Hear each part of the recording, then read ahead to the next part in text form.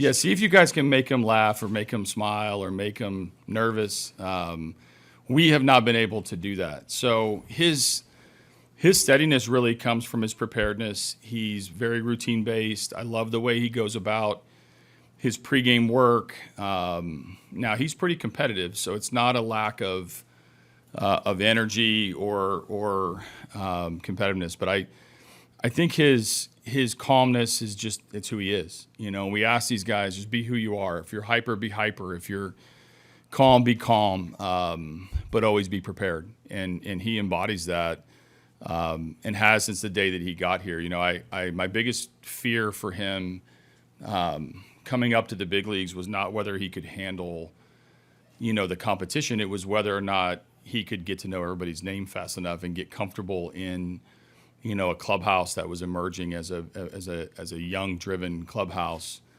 And he's fit perfectly in. So playing a premium position and handling the ups and downs of breaking into the big leagues in the middle of a pennant race. Kind of a similar question about Jahan. He's a young guy, but yet you have him at the top of the order. I'm just curious why and what he has given you. Yeah, big personality for him. I mean, it will not be shy of joy when you talk to him, and he, you know, obviously everything's new for him. And I remember back in the spring, you know, the seeing the newness for him and him seeing players that he grew up watching or grew up idolizing, and he knows a lot about a lot of things, and I've enjoyed, you know, his development continuing as he's gotten into the big leagues. He's at the top of the order because he's a real threat against left-handed pitching. He's a threat against right-handed pitching too, but he's right now, you know, doing better against lefties, and so that threat from the first pitch of the game tonight is real. The ability to get on base in front of Matt Vierling and Andy before we get to Riley is really key, and you know, he's ready for that challenge. He knows why he's on this roster. He knows what his role is, and he's usually one step ahead, you know, in preparing for that. So I love getting him up to bat and sticking with him through his growth, because that, you know, coming off the last series, he played an instrumental role against their left-handed pitching, and I'm hoping for the same this series. How important do you think, in terms of Malloy, the midseason stretch where you had some outfielders injured and he was playing pretty close to every day, how important do you think that was for him in terms of his development? And what do you think has been key for him to, you know, kind of transition into this part-time role? Yeah, so I think you know, we see these players come from the minor leagues to the big leaguers, into the big leagues, and they're great performers, and they oftentimes, like, we around them are more comfortable with them being here than they are themselves, and so they need stretches like that where they are figuring it out. They are struggling but still being put in the lineup. They are performing well, and coaches and staff are letting them know why, or they get a ton of feedback. I mean, this is all brand new for them, and this is not a plug-and-play league. Like, there is an adjustment period for everybody. So when you can get a stretch in the middle of the year where Jahan could be in the lineup, that pays dividends now when he has a distinct role on a playoff team, you know, trying to win today's game. So I think his, you know, when he got called up, there was a lot of talk about his zone control, his ability to get on base, and people were coming right at him, thinking that he was waiting for a walk, and that got him into swing mode.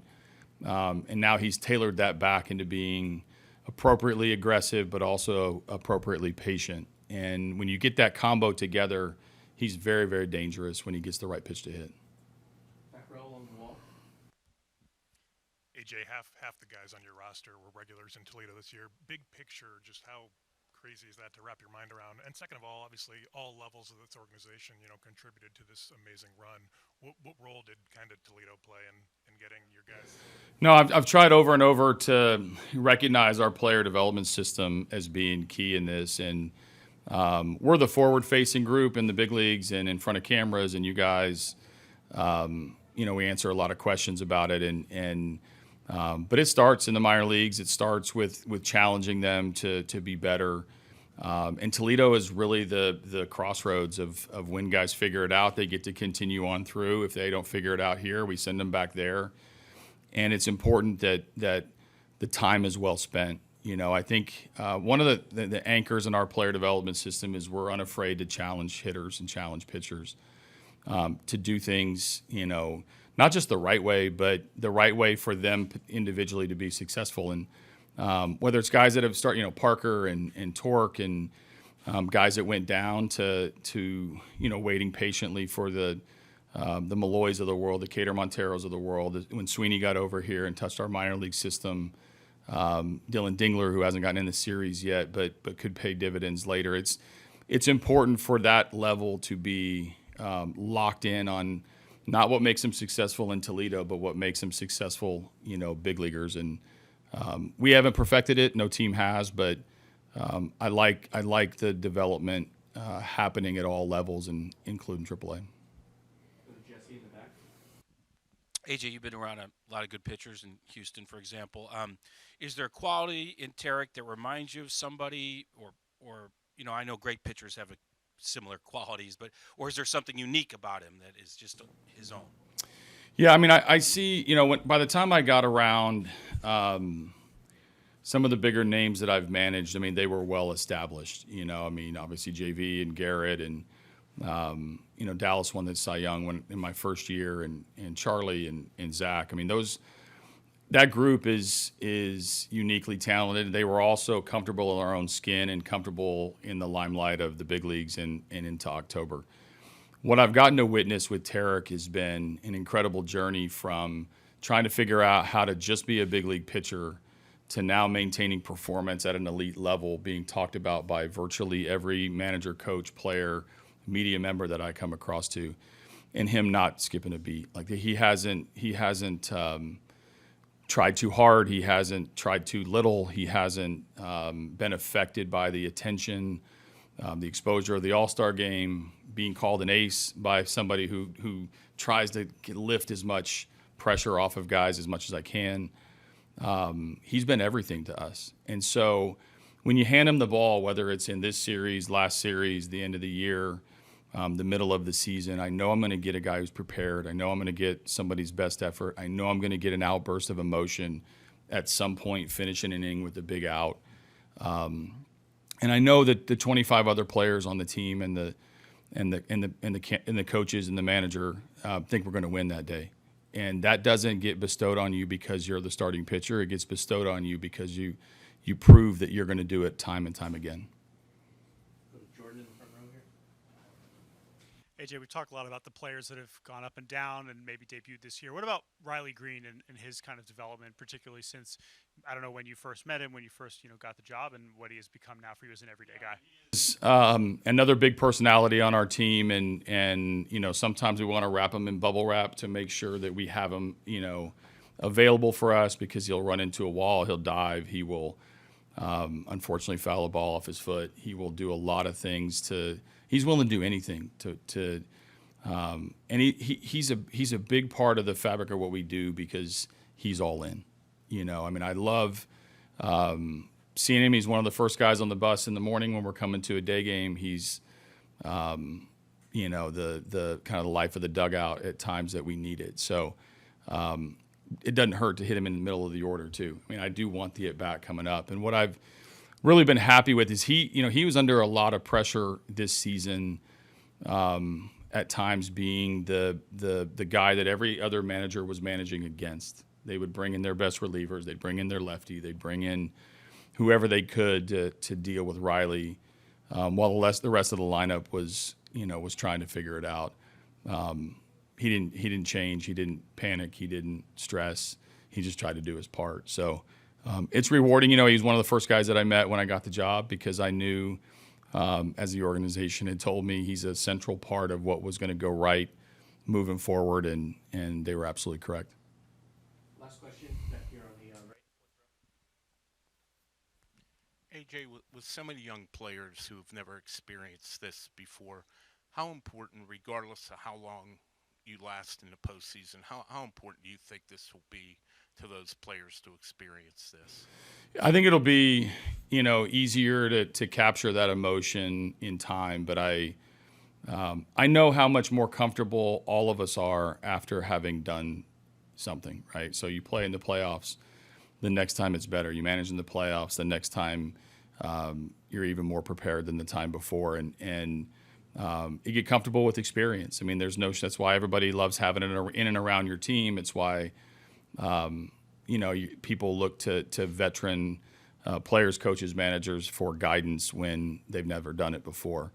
So this experience is invaluable. Obviously, it should set the bar really high for what's expected, for you and your team. But I think our guys are responding very favorably in an environment that they're unaccustomed to, but have dreamed about, and they expect to do well. So there's no excuses. This is, when we didn't score yesterday, it wasn't because of a lack of experience. It was because we faced one of the best pitching staffs in baseball. And if we win tonight, it's, going to largely be centered around guys that are, in the playoffs for the first time. I was wondering about your calmness, even in this situation. Have you felt anything different? I mean, you come up to the big leagues, calm. You get, all those big games down the stretch, calm. First round. I mean, has anything changed for you in terms of your heartbeat, your adrenaline, anything? I mean, maybe a little bit. I feel like since I've been up here, every game's kind of been important in the stretch of us even trying to get here. So I feel like I played in a lot of big games on the way here, and that's kind of helped me out a little bit with that experience. Questions? Trey, the trade you were involved in usually is the type the rebuilding team makes rather than the team that's going to end up in the playoffs. Could you imagine this happening when you got the word you were traded? Honestly, I didn't really know what to expect. It was kind of all happened pretty fast for me, but I think I quickly realized after I got up here we had a good chance to get here if we kept playing good baseball. So last month and a half kind of felt surreal. So still trying to take it all in. Questions?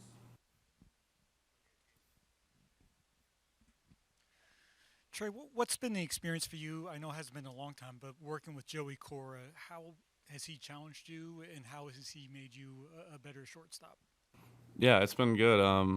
He's got a lot of stuff for us. He kind of has his routine we do every day, and it's working on my hands. But he's been kind of on top of me of going to get the ball and not way back on it. But he knows I have stuff to work on, and he's there with me every day, making sure I do that. So, yeah, it's been good, and definitely think like he's helped me improve there. Second row on the left. Hey, Trace, since making your debut, you've had a lot of success against lefties, including some really tough lefties. Have you always had confidence against southpaws, and do you approach it any differently than against right-handers? I mean, yeah, I think I have the same amount of confidence going up to the plate no matter who's on the mound. But, no, not much of a different approach, just kind of sticking to my roots and just try to stay on the fastball and adjust. But, yeah. Second row on the right. Obviously, in Detroit, we had Tram and Lou for a long, long time. You've had a lot of different second basemen. How is that meshed together so well, or is it just quick repetition, or what? Yeah, I think a lot of reps in practice, and then the games I played with up the middle with a lot of them. So, yeah, I mean, just getting work in and playing a lot of those games at the end of the regular season, that's the biggest part. Time for two more. If anyone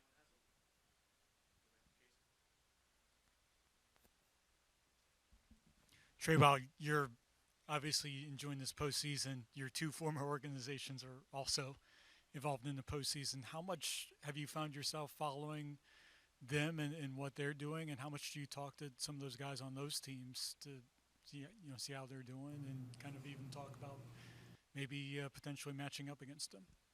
Yeah, honestly, haven't paid too much attention. I'll talk to a few guys every now and then, but check up, see how they're doing. But no, just really just trying to focus on us and try to win games here. But yeah, that would be really cool to be able to run into some old teammates for sure. Hi, Jason. How have you noticed this team over the last 2 weeks take pressure from varying situations and kind of internalize and process it? Yeah, I think it's you practice all year, like every game in the regular season. Obviously, there's pressure in and of itself, and I think in a way, like there's a little less pressure on us, in the sense that 2 months ago we weren't probably supposed to be in the spot, and no one thought we'd be here. So I think it's been a little easier to play, a little freer in that regard, and yeah, I think every game it's obviously it's a little more pressure now as it's the playoffs. Every game is do or die, but we play the same way every year. You come to the field, you get your work in, you play the game hard. So it's not too much different. Jason, you've been able to observe Scooble, up close for a few years now. What impresses you most just about him, especially behind the scenes, his preparation and routine, things like that? Yeah, I mean he definitely prepares as good as anyone and works as hard as anyone out there. He goes out and competes, and yeah, he just really competes out there and gives us a chance to win every time. He never backs down. He never shies away from a tough situation, and he's got tremendous stuff, obviously, but the way he competes out there is fantastic, and it's going to be exciting to see him go out today with against Boyd in a game that we really need to win. Talked a lot about the last few months, but for you as someone who's been in this organization for a long time, what has it been like, bigger picture, to see kind of the rise of the Tigers from where you were when you first debuted to now being in the postseason?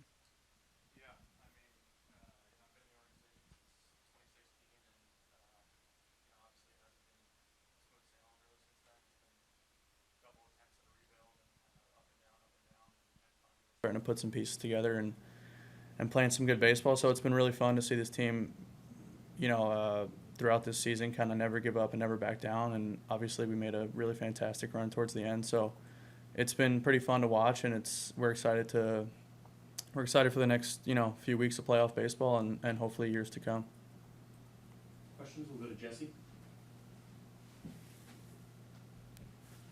Going back to the spring training, the off season, was any of this with Scooble sort of predictable? I mean, I know he had a decent year last year, but could you have seen it coming? And what about his personality? Maybe lends itself to this kind of a year.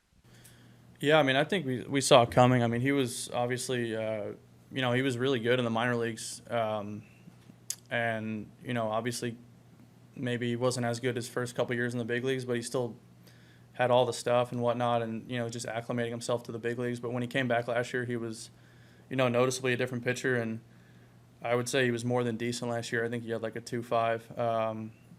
But yeah, he was fantastic, and he works his butt off. He works as hard as anyone. So we expected that same mindset from him coming into this year, and we certainly all had confidence in him to be able to do what he's done this summer. Jason. The bullpen underwent a lot of change around the trade deadline, and then after that with some of the call-ups and everything.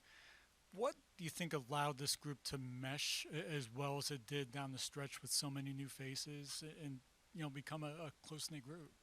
Yeah, it's been tough. We lost Chafe, was kind of and Chafe and Shelby, Lang earlier on, who were all big pieces of this bullpen who threw really good innings for us. But the guys that we called up, like Gunther and Hannafy, they've done a heck of a job for us as well, and I think we're a pretty tight knit group down there. Like, everyone gets along real well, and we're all pulling for each other, and it's it's fun. They've stepped up tremendously, and especially in all the kind of out of the ordinary roles that AJ's maybe used us in, and it's just been fun watching everyone compete out there and get the job done and pass the baton. Second row here. I know they're all different individuals, but what impresses you the most about all these young kids? Yeah, I mean, they've come up in when I made my debut, it was on a team that, didn't have too much of a chance to make the playoffs. We were kind of down and out, and a lot of these kids came up on a team where we were in a mix of a playoff run, and like, you're asking guys to throw really important innings and get really important at-bats or pinch hits or defensive replacements or whatever they may need to do in a spot where they never really got to acclimate themselves to the big leagues. Their first taste of it was in a playoff race. So it's been pretty impressive to watch all of them kind of, not let the moment get to them and not, maybe let the game speed up on them too much and go out there and compete and really get the job done for us. We'll do 2 more questions. Chris here. When Alex was here, Lang was here, he was kind of like the leader. He was the kangaroo court guy, right, and all that. Who's kind of taken over now as far as who's collecting the fines and who's taking charge of that down there? Yeah, no, Lang was a big loss. He was, he was part of this team. I think 2019 we might have gotten him. I hope that's correct, but I'm not sure. But he's been a good friend of ours and a teammate, and we miss him. But yeah, Chafin was the guy that was collecting the homer fines as veteran of the bullpen. I don't actually know where it went. I hopefully it's probably in Texas somewhere. But he was kind of collecting the fines. But yeah, it was a tough loss. But yeah, I mean we all kind of mesh. We're a bunch of young guys in a pretty similar spot. One more question, Rachel. On that note, are we officially calling this a playoff beard? Have you tried to rally more cause for that in the room? I know they got not all of them. Yeah, I mean, I don't. Yeah, I suppose. I mean, I haven't groomed it since like early August when we started to win a bunch of games. So I remember Scott telling me, I think it was in Oakland, he was like, "Oh, you're growing off playoff beard," and I was like, "Yeah, I guess I might as well keep it now because we're playing really good and like, yeah, it's been tough to shave because we've been playing so well since. But yeah, I wouldn't hate getting rid of it at some point. Hopefully later than sooner."